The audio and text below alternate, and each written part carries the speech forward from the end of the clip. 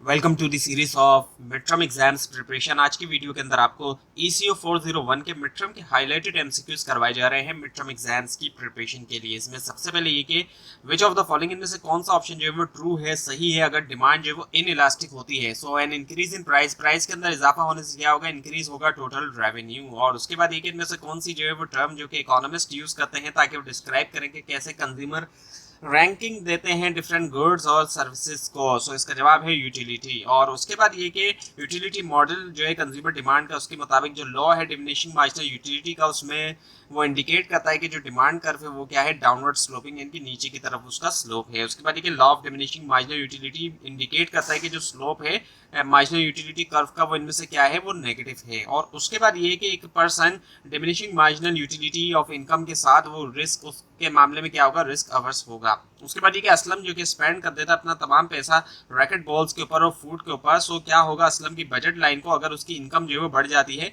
10% से, जबकि प्राइस जो है वो कांस्टेंट रहते हैं। सो ये हो जाएगी शिफ्ट आउटवर्ड की तरफ। और उसके बाद ये कि सपोज करें कि आप जो है वो वर्कaholic है और आपका जो फ्रेंड है वो लीजर लवर है, यानी कि ऐसा टाइम जो कि थोड़ा मतलब काम करने वाला टाइम ना हो, ऐसे उसका लवर है वो। और सो अगर कंपेयर करें आप अपने आप को, तो आपका जो इंडिफरेंस कर्व होगा वो क्या होगा, वो फ्लैटर होगा। और उसके बाद ये कि इनमें से कौन सा स्टेटमेंट जो है वो ट्रू है सब्स्टिट्यूशन इफेक्ट के बारे में, वो ये कि सब्स्टिट्यूशन इफेक्ट हमेशा नेगेटिव होता है। और उसके बाद ये कि एक नॉर्मल गुड को जो है वो डिफाइन किया जा सकता है एज अ, जो कि कंज्यूमर जो है वो परचेज करते हैं ज़्यादा। सो जैसे ही उसकी इनकम बढ़ती है तो तब वो नॉर्मल गुड ज्यादा परचेज करता है। उसके बाद ये जो लार्जेस्ट अमाउंट है आउटपुट का जो कि एक फर्म प्रोड्यूस कर सकती है गिवन कॉम्बिनेशन जो इनपुट के साथ, उसको डिटरमाइन किया जाता है प्रोडक्शन फंक्शन के जरिए। और उसके बाद ये कि इनमें से कौन सा जो है ज्यादा मुमकिन तौर पर which out of following is most likely to be a fix input. Fix input होगा इन द शॉर्ट रन के अंदर गैराज ओनर के लिए, वो है गैराज जो है यूज किया जाता है, यूज टू रिपेयर कार्स। और उसके बाद ये कि जो टोटल कॉस्ट है प्रोड्यूस करने की computer software diskettes is given as, उसको गिवन किया गया एज अ फार्मूला जो है वो क्या है, TC is equal to 200 plus 5Q। So average total cost क्या है, वो है 5 प्लस 200 बाई Q। और उसके बाद ये कि एक फर्म मैक्सिमाइज करती है प्रॉफिट बाय ऑपरेटिंग के जरिए ऑपरेट करते हुए at a level of output जहां पर मार्जिनल रेवेन्यू बराबर है मार्जिनल कॉस्ट के। और उसके बाद ये कि रेवेन्यू जो है वो बराबर है प्राइस टाइम्स क्वांटिटी के। उसके बाद ये कि प्राइस टेकर जो है वो इनमें से क्या है, वो है a firm that can not influence the market price.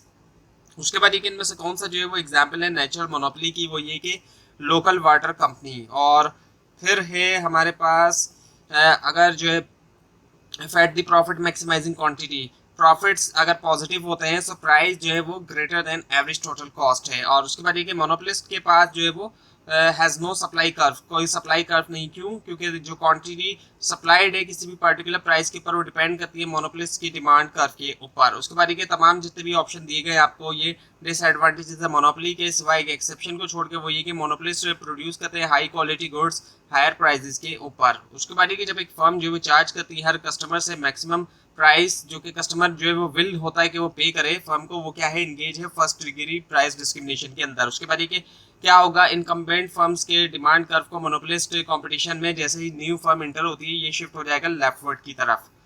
अब उसके बाद ये कि इनमें से कौन सा जो है वो ट्रू है दोनों के लिए, परफेक्टली कॉम्पिटिटिव और मोनोपोलिस्टिकली कॉम्पिटिटिव फर्म के लिए लॉन्ग रन के अंदर, वो है प्रॉफिट जो है वो इक्वल होता है जीरो के। उसके बाद ये कि इनमें से कौन सा जो है वो ट्रू है प्योर मोनोपोली के बारे में, ऐसी मोनोपोली जो प्योर है, वो ये है कि मोनोपोली डिमांड जो है कर्व और जो मार्केट डिमांड कर्व है वो वन है और सेम है।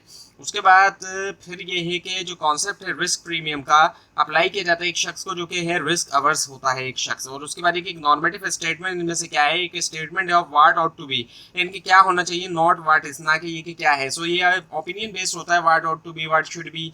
उसके बाद ये कि इकोनॉमिक्स जो है वो डिफरेंट है दूसरी सोशल साइंसेज से, ये प्राइमरीली कंसर्न है किसके, स्टडी के साथ, स्केर्सिटी के साथ। स्केर्सिटी की वजह से ये दूसरी साइंसेज से अलग है, यानी कि जो सोशल साइंसेज है उनसे अलग है।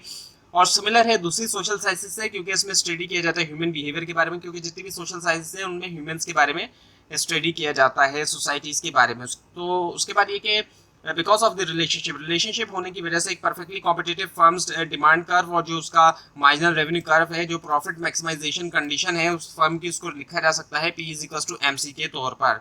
उसके बाद ये कि एक वेलफेयर लॉस होता है मोनोपोली में, जहां पर प्राइस जो है greater than the marginal cost से ज्यादा है। उसके बाद ये कि अगर क्रॉस प्राइस इलास्टिसिटी जो डिमांड की दो गुड्स के दरमियान X और Y के दरमियान पॉजिटिव है, इसका मतलब एक गुड्स क्या है, सब्सटीट्यूट है।